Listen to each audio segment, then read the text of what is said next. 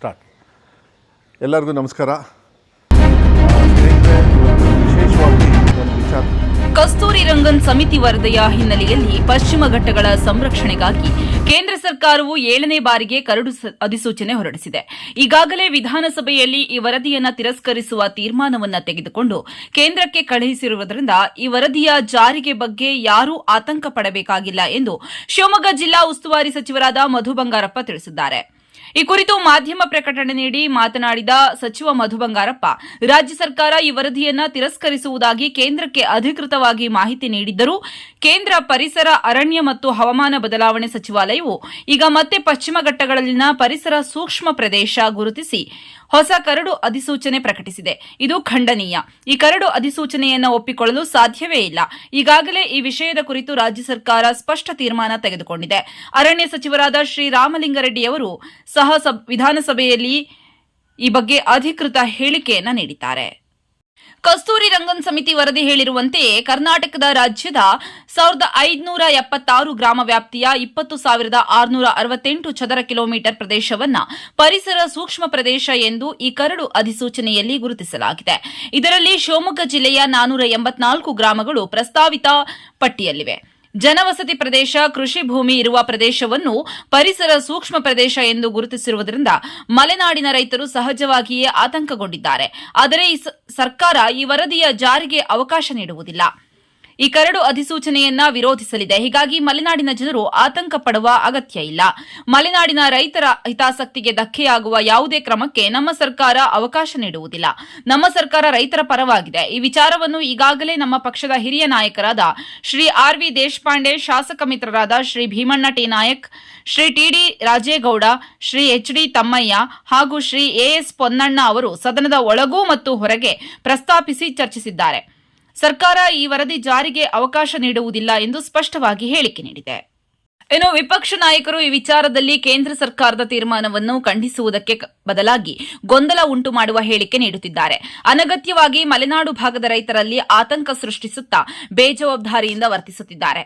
ವಿಧಾನಸಭೆಯ ಮುಂಗಾರು ಅಧಿವೇಶನದಲ್ಲಿ ಅತ್ಯಂತ ಮಹತ್ವದ ಈ ವಿಷಯದ ಕುರಿತು ಚರ್ಚೆಗೆ ಮುಂದಾಗುವ ಬದಲು ಗದ್ದಲ ನಡೆಸಿ ಅಧಿವೇಶನದ ಕಲಾಪಕ್ಕೆ ಅಡ್ಡಿಪಡಿಸಿದ್ದಾರೆ. ಇದರಿಂದ ಅವರಿಗೆ ಜನರ ಸಮಸ್ಯೆಗಳ ಬಗ್ಗೆ ಕಾಳಜಿಯೇ ಇಲ್ಲ ಎಂಬುದು ಮತ್ತೊಮ್ಮೆ ಸಾಬೀತಾಗಿದೆ. ಈ ವಿಚಾರವಾಗಿ ನಾನು ವೈಯಕ್ತಿಕವಾಗಿಯೂ ಮುಖ್ಯಮಂತ್ರಿ ಸನ್ಮಾನ್ಯ ಡಿಕೆ ಶಿವಕುಮಾರ್ ಅವರೊಂದಿಗೂ ಚರ್ಚಿಸಿದ್ದೇನೆ. ಮುಖ್ಯಮಂತ್ರಿಗಳು ಸಹ ಈ ಕರಡು ಅಧಿಸೂಚನೆಯನ್ನ ವಿರೋಧಿಸುವ ತೀರ್ಮಾನವನ್ನು ಪ್ರಕಟಿಸಿದ್ದಾರೆ. ರೈತರ ಜೊತೆ ನಿಲ್ಲುವುದಾಗಿ ಅಭಯ ನೀಡಿದ್ದಾರೆ. ಹೀಗಾಗಿ ಮಲೆನಾಡಿನ ರೈತರ ಹಿತಾಸಕ್ತಿಯನ್ನು ಕಾಪಾಡುವ ನಿಟ್ಟಿನಲ್ಲಿ ಸರ್ಕಾರ ಅಗತ್ಯ ಕ್ರಮ ಕೈಗೊಳ್ಳಲಿದೆ. ಆದ್ದರಿಂದ ಕಸ್ತೂರಿ ರಂಗನ್ ವರದಿಗೆ ಸಂಬಂಧಿಸಿದಂತೆ ರೈತರು ಯಾವುದೇ ಆತಂಕ ಪಡಬಾರದು. ನಮ್ಮ ತಂದೆ ಎಸ್ ಬಂಗಾರಪ್ಪ ಅವರು ಸದಾ ರೈತರು ಹಾಗೂ ಜನಸಾಮಾನ್ಯರ ಪರವಾಗಿ ನಿಂತವರು. ಅವರ ಆಶಯಗಳನ್ನು ಎತ್ತಿ ಹಿಡಿಯುವುದೇ ನನ್ನ ಗುರಿ. ಅವರ ಮಾರ್ಗದಲ್ಲಿಯೇ ನಾನು ನಡೆಯುತ್ತಿದ್ದೇನೆ. ರೈತರಿಗೆ ಯಾವುದೇ ಕಾರಣಕ್ಕೂ ಅನ್ಯಾಯವಾಗಲು ಬಿಡುವುದಿಲ್ಲ ಎಂದು ಉಸ್ತುವಾರಿ ಸಚಿವ ಮಧು ಬಂಗಾರಪ್ಪ ತಿಳಿಸಿದರು.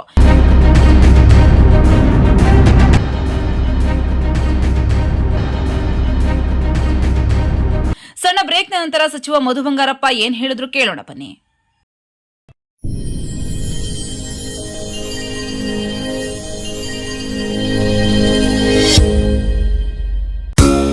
ಪವಿತ್ರ ಈದ್ ಹಬ್ಬವು ನಿಮ್ಮ ಜೀವನದಲ್ಲಿ ಸಂತೋಷ, ಸಮೃದ್ಧಿ, ಶಾಂತಿ ಮತ್ತು ಸೌಹಾರ್ದತೆಯನ್ನು ತರಲಿ. ಶುಭ ಕೋರುವವರು ರಿಯಾಜ್ ಅಹಮದ್, ಅಧ್ಯಕ್ಷರು, ಶಿವಮೊಗ್ಗ ಪೀಸ್ ಆರ್ಗನೈಸೇಷನ್. ನಿಮ್ಮ ನೆಚ್ಚಿನ ನ್ಯಾಷನಲ್ ಗೋಲ್ಡ್ ಅಂಡ್ ಡೈಮಂಡ್ ವತಿಯಿಂದ ವರಮಹಾಲಕ್ಷ್ಮಿ ಹಬ್ಬದ ವಿಶೇಷ ಕೊಡುಗೆ. ಪ್ರತಿ 1 ಕಿಲೋಗ್ರಾಂ ಬೆಳ್ಳಿಯ ಸಾಮಗ್ರಿ ಖರೀದಿಗೆ 15,000 ರೂಪಾಯಿಗಳ ಕಡಿತ. ಈ ವಿಶೇಷ ಕೊಡುಗೆ 17 ಆಗಸ್ಟ್ 2026ರಿಂದ 27 ಆಗಸ್ಟ್ 2026 ತನಕ. ಇಂದೇ ಭೇಟಿ ನೀಡಿ national gold and diamond, Azad ರಸ್ತೆ, ತೀರ್ಥಹಳ್ಳಿ ಮತ್ತು ಬಿಎಚ್ ರಸ್ತೆ, ಶಿವಮೊಗ್ಗ. ನಾಡಿನ ಸಮಸ್ತ ಜನತೆಗೆ ಶ್ರೀಕೃಷ್ಣ ಜನ್ಮಾಷ್ಟಮಿಯ ಶುಭಾಶಯಗಳು. ಸೆಪ್ಟೆಂಬರ್ 4, 2026ರಂದು ಶ್ರೀಕೃಷ್ಣ ಜನ್ಮಾಷ್ಟಮಿ ಪ್ರಯುಕ್ತ ಶಿವಮೊಗ್ಗದ ಇಸ್ಕಾನ್ ವತಿಯಿಂದ ಶ್ರೀಕೃಷ್ಣ ಜನ್ಮಾಷ್ಟಮಿ ಮಹೋತ್ಸವದ ಅಂಗವಾಗಿ ವಿಶೇಷ ಕಾರ್ಯಕ್ರಮಗಳನ್ನು ಆಯೋಜಿಸಲಾಗಿದೆ. ಶ್ರೀಕೃಷ್ಣ ಸನ್ನಿಧಿಯಲ್ಲಿ ಹರಿನಾಮ ಸಂಕೀರ್ತನೆ, ಸಾಂಸ್ಕೃತಿಕ ಕಾರ್ಯಕ್ರಮ, ಮಹಾಭಿಷೇಕ, ಪ್ರವಚನ, ವೈಭವ ಆರತಿ, ತೊಟ್ಟಿಲೋತ್ಸವ ನಂತರ ಸರ್ವರಿಗೂ ಮಹಾಪ್ರಸಾದ ವಿತರಣೆಯಾಗಲಿದೆ. ದರ್ಶನ ಮತ್ತು ಪ್ರಸಾದ ವಿತರಣೆ ಸಮಯ ಬೆಳಗ್ಗೆ 8ರಿಂದ ರಾತ್ರಿ 8 ಗಂಟೆಯವರೆಗೆ. ಸರ್ವರಿಗೂ ಭಕ್ತಿಪೂರ್ವಕ ಸ್ವಾಗತ ಕೋರುವವರು ಇಸ್ಕಾನ್ ಶಿವಮೊಗ್ಗ, ದಕ್ಷಿಣ ಶ್ರೀ ಮಾಯಾಪುರ ಧಾಮ, ಬಿಎಚ್ ರಸ್ತೆ, ಮಲ್ನಾಡ್ ಕ್ಯಾನ್ಸರ್ ಆಸ್ಪತ್ರೆ ಎದುರು, ಬಿದರೆ, ಶಿವಮೊಗ್ಗ.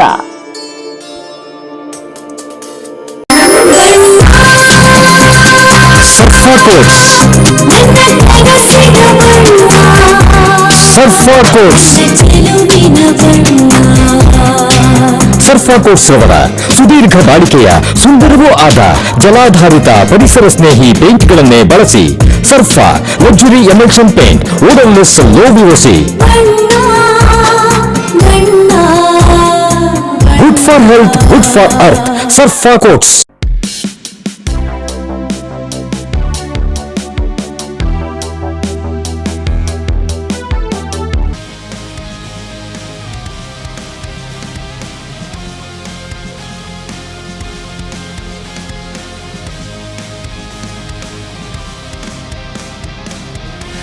ನಂಜಪ್ಪ ಲೈಫ್ ಕೇರಲ್ಲಿ first time Velys robot use ಮಾಡಿ robotic assistant left side knee replacement start ಮಾಡ್ತಿದ್ದೀವಿ. ಆ system is directly from USA, imported one. So ತುಂಬ ಜನ ಕೇಳ್ತಾರೆ ರೋಬೋಟಿಕ್ ರಿಪ್ಲೇಸ್ಮೆಂಟಿಗೂ ಕನ್ವೆನ್ಷನಲ್ ರಿಪ್ಲೇಸ್ಮೆಂಟಿಗೂ ವ್ಯತ್ಯಾಸ ಏನಂತ. ಸೊ ರೋಬೋಟಿಕ್ ರಿಪ್ಲೇಸ್ಮೆಂಟ್ ವ್ಯತ್ಯಾಸ ಏನಂದರೆ ನಿಖರತೆ ಜಾಸ್ತಿ ಇರುತ್ತೆ. ಈ ನಾವು ಕನ್ವೆನ್ಷನಲ್ಲಿ ನಾವು ಮಾಂಸಖಂಡ MCL ಲಿಗಮೆಂಟ್ ಅಂತ ಇರುತ್ತೆ, ಲಿಗಮೆಂಟ್ ರಿಲೀಸ್ ಜಾಸ್ತಿ ಮಾಡ್ತೀವಿ. ಸೊ ಪೇಷಂಟಿಗೆ ಪೋಸ್ಟ್ ಸರ್ಜರಿ ಪೇನ್ ಇರುತ್ತೆ.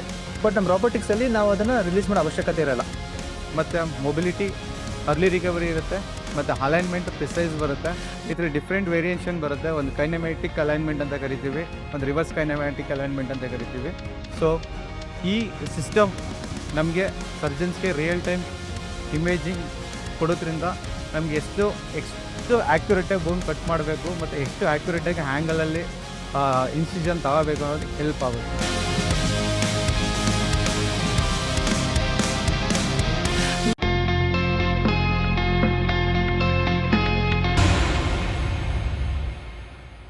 ಎಲ್ಲರಿಗೂ ನಮಸ್ಕಾರ. ಸ್ನೇಹಿತರೆ, ಇವತ್ತು ವಿಶೇಷವಾಗಿ ಒಂದು ವಿಚಾರವನ್ನು ತಮ್ಮಲ್ಲಿ ಚರ್ಚೆ ಮಾಡಬೇಕು ಅಂಥೇಳಿ ಮತ್ತು ವಿಚಾರಗಳನ್ನು ತಿಳಿಸಬೇಕು ಅಂಥೇಳಿ ಹೇಳಲಿಕ್ಕೆ ಆಸೆ. ಏನಂತ ಹೇಳಿದರೆ, ಕಸ್ತೂರಿ ರಂಗನ್ ವರದಿ ಬಗ್ಗೆ. ಏನು ನಮ್ಮ ಪಶ್ಚಿಮ ಘಟ್ಟದ ವಿಚಾರದಲ್ಲಿ ಸುಮಾರು 1500 ಹಳ್ಳಿ, ಅದರಲ್ಲೂ ವಿಶೇಷವಾಗಿ ಶಿವಮೊಗ್ಗ ಸುಮಾರು 480 ಚಿಲ್ಡ್ರೆ ಹಳ್ಳಿಗಳಲ್ಲಿ ಏನಿವತ್ತು ಕಸ್ತೂರಿ ರಂಗನ್ ವರದಿಯಲ್ಲಿ ನಮ್ಮ ರೈತರು ಇರ್ಬೋದು ಮತ್ತು ಆ ಕಡೆ ಭಾಗದ ಜನರು ಬೇರೆ ಬೇರೆ ಜಿಲ್ಲೆನೂ ಸೇರಿ ಎಲ್ಲ ಒಂದು ರೀತಿಯಲ್ಲಿ ಆತಂಕದಲ್ಲಿದ್ದಾರೆ. ನಾವು ನಿಜವಾಗ್ಲೂ ನೆನಪು ಮಾಡ್ಕೊಳ್ಬೇಕಾಗತ್ತೆ, ಮಾನ್ಯ ಸಿದ್ದರಾಮಯ್ಯ ಸಾಹೇಬರಿಗೆ ನಾವು ಧನ್ಯವಾದಗಳನ್ನು ಹೇಳಬೇಕು. 2013ರಿಂದ 2017-18ವರೆಗೂ ಏನು ಅವರು ಮುಖ್ಯಮಂತ್ರಿಗಳಾಗಿದ್ದರು, ಆ ಸಂದರ್ಭದಲ್ಲಿ ಸೆಂಟ್ರಲ್ ಗೌರ್ಮೆಂಟ್ ಅವರು ಏನು ಇದನ್ನು ಕಸ್ತೂರಿ ರಂಗನ್ ವರದಿಯನ್ನು ನಾವು ಮಾಡ್ತೀವಿ ಅಂದಾಗ ಸರ್ಕಾರದಿಂದನೇ ಅದನ್ನ ತಿರಸ್ಕಾರ ಮಾಡಿ ವಾಪಸ್ ಕಳಿಸಿದರು. ಇವತ್ತು ಮತ್ತೆ ಏನು ಮಾಡಿದ್ದಾರೆ, ಕರಡು ರೂಪದಲ್ಲಿ ಎಕೋಸೆನ್ಸಿಟಿವ್ ಏರಿಯಾ ಅಂತ ಹೇಳಿ ಮತ್ತೆ ಒಂದು ಸೆಂಟ್ರಲ್ ಗೌರ್ಮೆಂಟ್ ಅವರು ಮತ್ತೆ ಕೊಟ್ಟಿದ್ದಾರೆ. ಏನಂತ ಹೇಳಿದರೆ, ಇದನ್ನು ಮತ್ತೆ ನಾವು ಹಾಕ್ತೀವಿ ಅಂಥೇಳಿ. ದಯವಿಟ್ಟು ಅದ್ರ ಬಗ್ಗೆ ಗಾಬರಿ ಆಗೋದು ಬೇಡ. ನಮ್ಮ ಸರ್ಕಾರ ಯಾವತ್ತೂ ಕೂಡ ಆ ಕಡೆ ಭಾಗದ ಜನರ ರಕ್ಷಣೆಗೆ, ರೈತರಿಗೆ, ಯಾರ್ಯಾರು ಅಲ್ಲಿ ಜನವಸತಿ ಇದೆ ಅವರಿಗೆಲ್ಲರಿಗೂ ಕೂಡ ರಕ್ಷಣೆ ಕೊಡ್ತಕ್ಕಂಥದ್ದನ್ನು ಮತ್ತೆ ಇದನ್ನು ರಿಜೆಕ್ಟ್ ಮಾಡಿ ಮತ್ತೆ ವಾಪಸ್ ಸೆಂಟ್ರಲ್ ಗೌರ್ಮೆಂಟಿಗೆ ಕಳಿಸ್ತಕ್ಕಂಥ ವ್ಯವಸ್ಥೆಯನ್ನು ನಾವು ಮಾಡ್ತೀವಿ. ಇದ್ರ ಬಗ್ಗೆ ನಾನು ನಿಜವಾಗ್ಲೂ ನಾನು ಧನ್ಯವಾದಗಳು ಹೇಳಬೇಕು. ಹಿರಿಯರಾಗಿರ್ತಕ್ಕಂಥ ಸನ್ಮಾನ್ಯ ದೇಶಪಾಂಡೆ ಅವರು ಇರ್ಬೋದು, ನಮ್ಮ ಜಿಲ್ಲೆಯವರು ಕೂಡ ಸಾಕಷ್ಟು ಜನರು ಮಾತಾಡಿದ್ದಾರೆ. ನಮ್ಮ ಪೊನ್ನಣ್ಣವರು ಏನು ರಾಜಕೀಯ ನಮ್ಮ ಮಾನ್ಯ ಮುಖ್ಯಮಂತ್ರಿಗಳಿಗೆ ಸಲಹೆಗಾರರಿದ್ದಾರೆ, ಅವ್ರ ಏರಿಯಾನೂ ಕೂಡ ಬರ್ತದೆ. ಮತ್ತು ತಮ್ಮಣ್ಣ ಅಂಥೇಳಿ ನಮ್ಮ ತಮ್ಮಣ್ಣವರು, ತಿಮ್ಮಯ್ಯ ಅವರು ನಮ್ಮ ಚಿಕ್ಕಮಗಳೂರು ಶಾಸಕರು ಮಾತಾಡಿದ್ದಾರೆ. ಮತ್ತು ಬೇರೆಯವರು ಕೂಡ ಎಲ್ಲರೂ ಕೂಡ ಇದ್ರ ಬಗ್ಗೆ ಮಾತಾಡಿ ಅದನ್ನ ವಿರೋಧವನ್ನು ವ್ಯಕ್ತಪಡಿಸಿದ್ದಾರೆ. ವಿಧಾನಸಭೆ ಒಳಗೂ ಕೂಡ, ವಿಧಾನಸಭೆ ಹೊರಗೂ ಕೂಡ. ನಿನ್ನೆ ಅಂದರೆ 25ನೇ ತಾರೀಕು ಮಾನ್ಯ ಮುಖ್ಯಮಂತ್ರಿಗಳು ಭಾಳ ಮುಕ್ತವಾಗಿ ನಾವೆಲ್ಲ ಜನಪ್ರತಿನಿಧಿಗಳ ಜೊತೆಗೆ ಮತ್ತು MLC ಅವರು ಯಾರ್ಯಾರಿದ್ದಾರೆ ಆ ಭಾಗದಲ್ಲಿ ಬರ್ತಕ್ಕಂಥವ್ರಿಗೆ ಅವ್ರ ಜೊತೆಗೆ ಚರ್ಚೆಯನ್ನು ಮಾಡಿ ಎಲ್ಲದನ್ನು ಕೂಡ ಹೇಳಿ ಮತ್ತೆ ಅಧಿಕಾರಿಗಳಿಗೆ ಡೈರೆಕ್ಷನ್ ಕೊಟ್ಟಿದ್ದಾರೆ. ಕಸ್ತೂರಿ ರಂಗನ್ ವರದಿ ಯಾವುದೇ ಕಾರಣಕ್ಕೂ ಆಗಬಾರ್ದು, ಮತ್ತೆ ಅದನ್ನು ವಾಪಸ್ ಕಳಿಸ್ಬೇಕು. ಏನು ಕೇರಳದಲ್ಲಿ ಅವರಿಗೆ ಮಾತಾಡಿ ಅವರನ್ನು ಸ್ಪಂದನೆ ಮಾಡಿ ಮಾಡ್ತಾಯಿದ್ದಾರೆ, ಆ ರೀತಿ ಏನಾದ್ರು ಮಾಡೋದಿದ್ದರೆ ಅವ್ರು ಮಾಡಬೇಕಾಗುತ್ತೆ. ಆದರೆ ಈಗ ಸದ್ಯಕ್ಕೆ ಕಸ್ತೂರಿ ರಂಗನ್ ವರದಿಯನ್ನು ವಾಪಸ್ ಕಳಿಸೋದು. ನಾನು ಈಗ ಬಿ ಜೆ ಪಿಯವ್ರ ಬಗ್ಗೆ ನಾನು ಹೇಳಲಿಕ್ಕೆ ಇಷ್ಟಪಡ್ತೀನಿ. ಈಗ ಮೊನ್ನೆ ಅಧಿವೇಶನ ಆಯಿತು, ಇಲ್ಲಿ ಅಧಿವೇಶನದಲ್ಲಿ ಚರ್ಚೆ ಮಾಡಲಿಲ್ಲ, ಇಡೀ ಅಧಿವೇಶನ 10 ದಿವಸನೂ ಕೂಡ ಹಾಳು ಮಾಡಿದರು, ಬರಗಾಲದ ಬಗ್ಗೆ ಮಾತಾಡಲಿಲ್ಲ, ಏನು ಬಗ್ಗೆನೂ ಮಾತಾಡಿಲ್ಲ. ಮತ್ತು ಅದೇ ರೀತಿ ಯಾರ್ಯಾರು ಸೆಂಟ್ರಲ್ ಗೌರ್ಮೆಂಟಲ್ಲಿ ಯಾರ್ಯಾರು ಎಂ ಪಿಗಳಿದ್ದಾರೆ ಬಿ ಜೆ ಪಿಯವರು ಇವತ್ತು ಹೋಗಿ ಕೇಂದ್ರ ಸರ್ಕಾರದಲ್ಲಿ ಇದು ಮತ್ತೆ ಹೇರಿ ಅಲ್ಲಿ ತೊಂದರೆ ಕೊಡಬೇಕು, ರಾಜ್ಯ ಸರ್ಕಾರ ಇದೆ, ಈ ಥರ ಮಾಹಿತಿ ಏನು ಹೊರಗಡೆ ಬರ್ತಾ ಇದೆ, ಇದನ್ನು ಖಂಡನೆ ಮಾಡಬೇಕಾಗ್ತದೆ. ಆದರೆ ನಮ್ಮ ಸರ್ಕಾರ ಮಾನ್ಯ ಡಿ ಕೆ ಶಿವಕುಮಾರ್ ಅವರ ನೇತೃತ್ವದಲ್ಲಿ ಮಾನ್ಯ ಮುಖ್ಯಮಂತ್ರಿಗಳು ಭಾಳ ಸ್ಟ್ರಿಕ್ಟಾಗಿ ಹೇಳಿದ್ದಾರೆ, ನೀವು ಧೈರ್ಯವಾಗಿರ್ರಿ, ನಾವು ಕೂಡ ನಿಮ್ಮ ಪರವಾಗಿರ್ತೀವಿ ಅನ್ನೋದನ್ನ ಈ ಸಂದರ್ಭದಲ್ಲಿ ನಾನು ಹೇಳಲಿಕ್ಕೆ ಇಷ್ಟಪಡ್ತೀನಿ. ಯಾರಾದರೂ ಇದನ್ನು ಹೋರಾಟ ಮಾಡಿ ನಾವು ಏನೋ ಒಂದು ದಿಕ್ಕು ತಪ್ಪಿಸ್ತೀವಿ, ಹಂಗೆ ಮಾಡ್ತೀವಿ ಹಿಂಗೆ ಮಾಡ್ತೀವಿ ಅಂತೇಳಿ ಅದನ್ನ ಯಾರೂ ಕೂಡ ನೀವು ದಯವಿಟ್ಟು ನಂಬಕ್ಕೆ ಹೋಗಬೇಡಿ. ಒಳ್ಳೆ ರೀತಿಯಲ್ಲಿ ಯಾವತ್ತೂ ಕೂಡ ನಮ್ಮ ಸರ್ಕಾರ ಏನು ಕಸ್ತೂರಿ ರಂಗನ್ ವರದಿಯನ್ನು ಮತ್ತೆ ಕೇಂದ್ರ ಸರ್ಕಾರದವರು ಹೇರಿದ್ದಾರೆ ಅದನ್ನು ತದ್ವಿರುದ್ಧವಾಗಿ ನಾವು ಹೋಗ್ತೀವಿ. ಸುಮಾರು 20,000 ಚದರ ಕಿಲೋಮೀಟರ್ ಬರ್ತದೆ ಮತ್ತು ಸುಮಾರು 1,500 ಚಿಲ್ಲರೆ ಹಳ್ಳಿಗಳು ಬರ್ತವೆ, ಕಾರವಾರ ಈ ಕಡೆ ಎಲ್ಲ, ಮತ್ತು ಶಿವಮೊಗ್ಗದಲ್ಲಿ 480. ಯಾರೂ ಗಾಬರಿ ಪಡೋದು ಬೇಡ, ನಾವು ಯಾವತ್ತೂ ಕೂಡ ನಿಮ್ಮ ಜೊತೆಗಿರ್ತೀವಿ.